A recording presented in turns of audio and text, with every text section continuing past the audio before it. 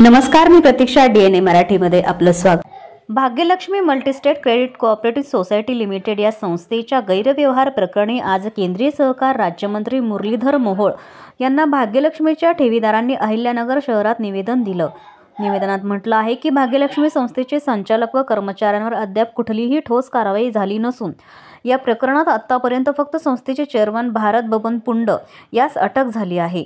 परंतु अद्याप vice chairman आणि इतर सर्व संचालक तसेच अधिकारी वर्ग कर्मचारी यांना कुणालाही अटक झालेली नाही.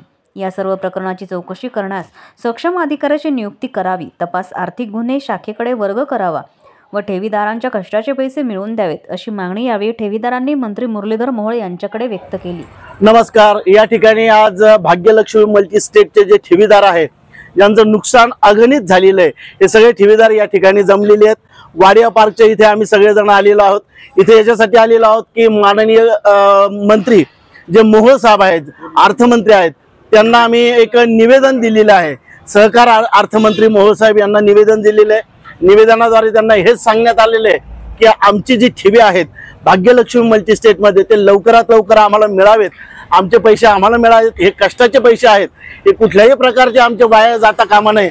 आमचं व्याज मुद्दल हे दोन्ही जर मिळालं तर आमचं अगदी दुधाहून म्हणजे दुधात शर्करा म्हणजे दुग्ध शर्करा योग आमचं येईल. आमच्यासाठी त्यांनी जास्तीत जास्त सहकार्य करावं यासाठी आम्ही या ठिकाणी निवेदन दिलेलं आहे. मोहोळ साहेबांना या ठिकाणी निवेदन दिल्यानंतर ते लवकरात लवकर कारवाई करतील अशी आमची आशा आहे. तसंच आमचे जे ठेवी आहेत त्या ठेवीदार त्यासाठी पुंड साहेबांना यांनी अटक केलेलं आहे, पण संचालक मंडळांना अजून अटक केलेली नाहीये. हे संचालक मंडळ लवकरात लवकर अटक व्हावं, त्यांच्याकडून आम्हाला ठेवी मिळण्यासाठी किंवा आमची रक्कम परत मिळण्यासाठी मदत व्हावी. पोलिसांनी कारवाई करावी, संचालक मंडळांना आत घ्यावं आणि त्यांच्याकडून जे राहिलेले त्यांचे ज्या प्रॉपर्टीज आहेत त्या सील कराव्या, त्याच्यावर त्यांनी कारवाई करावी आणि आमच्या लवकरात लवकर ठेवी मोकळ्या कराव्यात यासाठी आम्ही निवेदन दिलेलं आहे. आमचे अनेक जणांच्या हातावरचे पोट आहेत. अत्यंत बिकट अवस्था आहे आणि या बिकट अवस्थेतून आम्ही जात आहोत.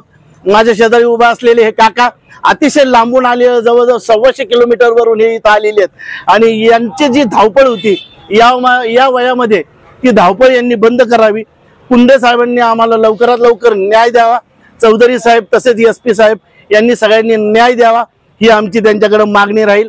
कृपया याच्यावर लवकरात लवकर लक्ष घालावेत. आमच्या कानावर हे पण आलंय काही ठेवीदारांचे ते पैसे देत आहेत.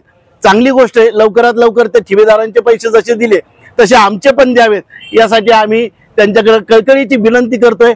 पुंड साहेबांनी याच्यावर लक्ष घालावं. यामध्ये जवळजवळ ठेवींची संख्या 55 ते 57 कोटी रुपये आहेत.